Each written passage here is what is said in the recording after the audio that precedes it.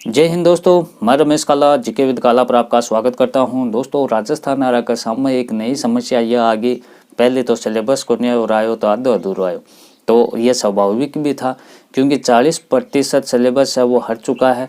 तो ऐसे में क्या दिक्कत आ रही है कि क्या मानना है कि बोर्ड ने पाठ्यक्रम में ज़रूरी कंटेंट हटा दिए, तो अब क्या सिलेबस दोबारा आएगा, ये हमारा सवाल है। और दूसरा, जो बोर्ड की परीक्षाएं हैं वो कब होगी, तो इसके लिए तो बता रखा है कि मई में होगी, लेकिन मई में परीक्षा होगी, क्या पढ़ें और कब से पढ़ें, कब स्कूल खुल रही है, तो इसमें स्कूल को लेकर भी सूचना बताई गई है।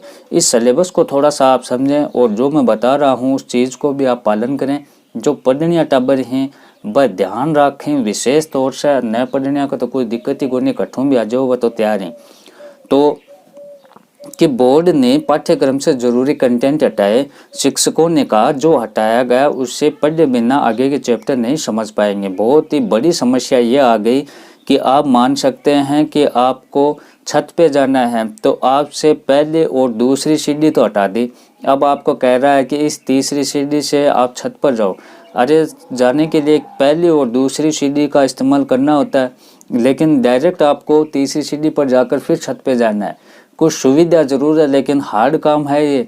पहली और दूसरी सीढ़ी को छोड़कर तीसरी पे जाना हार्ड काम है। कहने का मतलब है कि एक चैप्टर हटा दिया। सिलेबस जो बनाया गया था पहले वो सही सोच समझ के बनाया गया था, ऐसे अधर में नहीं बनाया गया था। तो पहला टॉपिक होता है वो दूसरे से संबंधित होता है, इस चीज़ को आप समझते हैं।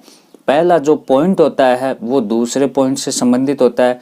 तो ऐसी स्थिति में, सभी में नहीं होता है ये सभी में नहीं होता है लेकिन ज़्यादातर में होता है। तो ऐसी स्थिति में मेरे कहने का मतलब ये है कि बोर्ड ने पाठ्यक्रम में ज़रूरी कंटेंट हटा दिए और शिक्षकों ने कहा कि जो हटाया गया है उसके पढ़े बिना विद्यार्थी आगे के चैप्टर नहीं समझ पाएंगे।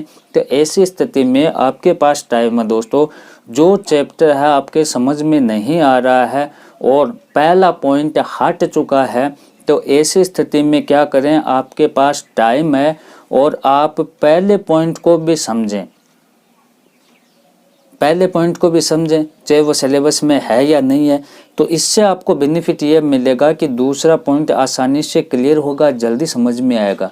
कहने को मतलब मेरे समझ गया हो गया कि आपने अच्छी तैयारी करना खातर के करनो है कि एकदम दिमाग में फिट नहीं करना है कि आपने कि पहलो पॉइंट हट गयो तो वो पढ़ना ही को नहीं है। अगर पहलो पॉइंट दूसरे से संबंधित है, पहलो पॉइंट आधार है, बेस है, पाठ को सार है, वो पढ़े बिना अगर दूसरो समझ में नहीं आ रहा है तो क्या करना, आपने पहलो पाठ या पहलो पॉइंट या पहलो जो लेसन को कोई भी बिंदु है वो पढ़ना है दूसरन समझने के लिए।